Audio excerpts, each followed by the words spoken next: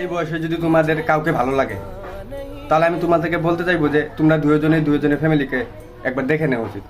কারণ এখন তো তোমরা দুজনেই বলবে যে সবসময় একসাথে থাকবো, যা কিছু হয়ে যাক হাত ছাড়বো না, অনেক বড় বড় স্বপ্ন থাকবে, আমাদের দুইটা কিউট কিউট বাচ্চা হবে।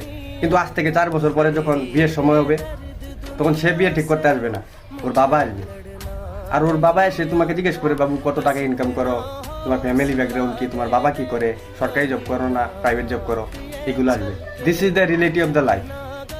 আর আজকালকার সমাজের মানুষ সবাই জাত পাত ধর্ম রূপ সব দেখবে, তবুও লাস্টে বলবে বিয়ে নাকি উপর বলা ঠিক করে। এটা কোন ধরনের কথা ভাই? তাই বলি, তোমাদের যদি রিলেশনে যাওয়ার ইচ্ছে আছে তাহলে আগে দুজনের ফ্যামিলিকে দেখে নাও, না হলে অবশ্যই দুজনেই কাটতে হবে।